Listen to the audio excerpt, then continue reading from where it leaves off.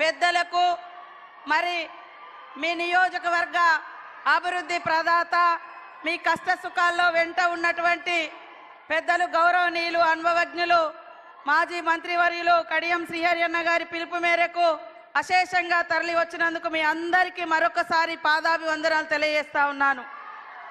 మన నాయకుడు చెప్పిందే చేస్తాడు, చెయ్యగలిగేదే చెప్తాడు.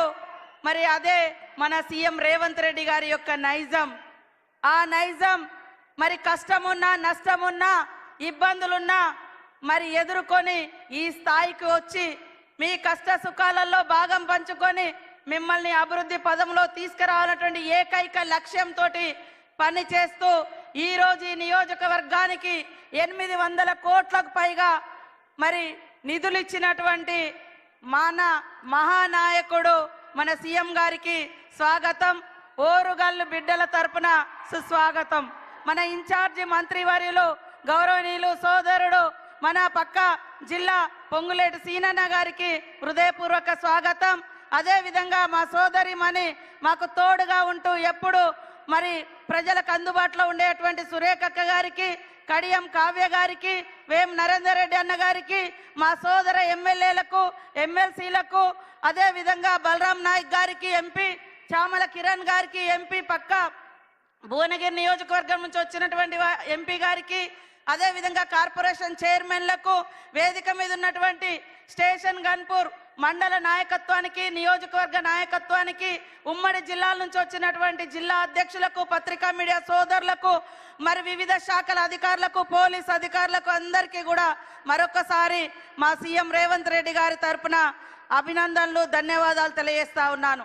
కాంగ్రెస్ అంటేనే సంక్షేమం, కాంగ్రెస్ అంటేనే అభివృద్ధి, కాంగ్రెస్ అంటేనే సామాజిక న్యాయం, కాంగ్రెస్ అంటేనే మహిళా నాయకత్వాన్ని, మహిళల్ని మరి అభివృద్ధిలోకి తీసుకురావడం, కాంగ్రెస్ అంటేనే ఉద్యోగ ఉపాధి కల్పించడం, కాంగ్రెస్ అంటేనే విద్యా అర్హతను పెంచడం, కాంగ్రెస్ అంటేనే పేదలకు గూడు గుడ్డ ఇవ్వడం.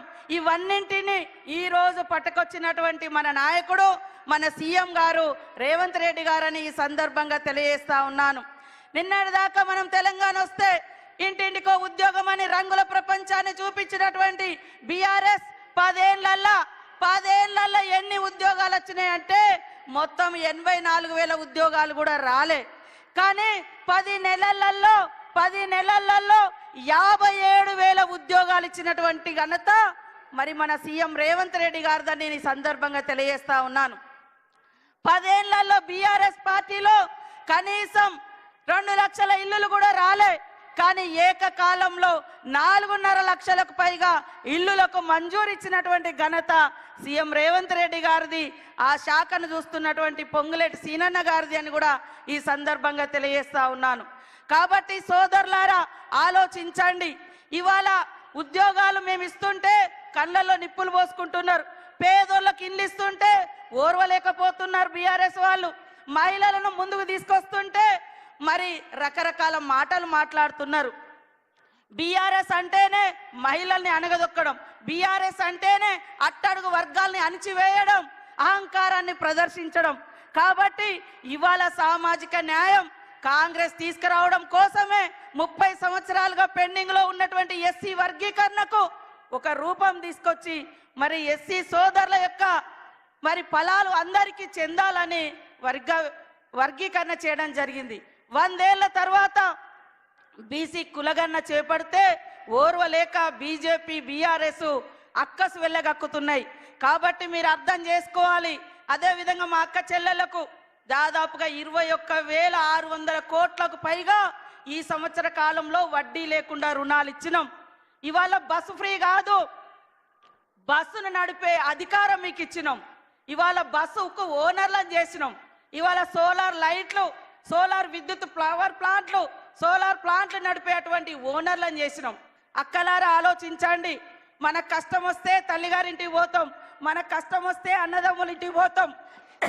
అన్నదమ్ములు కొన్నిసార్లు చూడరు, కానీ ఈ అన్న ఖచ్చితంగా మా అక్క చెల్లెలు బాగుండాలని వడ్డీ లేని రుణాలు ఇచ్చి ఈరోజు వడ్డీని కూడా 92 కోట్లకు పైగా ఈరోజు మన జిల్లాలో చెక్కులు అందజేయడం కోసం మరి మీ ఇంటి సోదరుడిగా మీ తోబుట్టుగా ఈరోజు రావడం జరిగింది.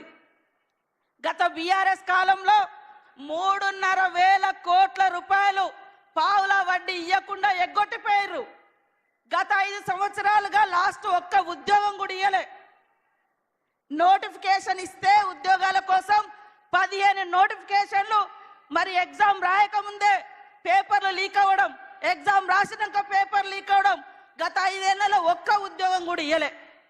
ఇది బీఆర్ఎస్ చరిత్ర. బీజేపీ ఏం చెప్తుంది?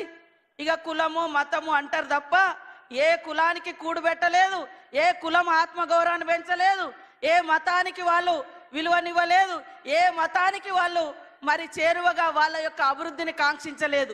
కేవలం వాళ్ళు కుల మతాలు రెచ్చగొట్టేది ఓట్ల కోసం, అధికారం కోసం. కాంగ్రెస్ చరిత్ర అంతా త్యాగాల చరిత్ర. నాడు గాంధీ గారి కానుంచి రాజీవ్ గాంధీ వరకు ఈ దేశం కోసం ప్రాణాలు ఇచ్చిన చరిత్ర, గూడు లేనోళ్లకు గూడు కట్టించినటువంటి చరిత్ర ఇందిరమ్మ రాజ్యంది. కాబట్టి మీరందరూ కూడా మరి ఇందిరమ్మ ప్రభుత్వాన్ని, సీఎం రేవంత్ రెడ్డి గారిని మీ తోబుట్టుగా దీవించాలని మనస్ఫూర్తిగా కోరుకుంటూ, మరి శ్రీహరన్న గారికి కూడా మీరందరూ తోడుగా ఉండండి. అభివృద్ధిలో అగ్రభాగం. మరి ఏనాడో ఉమ్మడి రాష్ట్రంలో కూడా అనేక నిధులు తీసుకొచ్చి మారుమూల పల్లెలలో ఇటు వస్తే గల్లీ గల్లీలో సీసీ రోడ్లు వేసినటువంటి ఘనత కూడా వారికే దక్కింది. అప్పుడు తర్వాత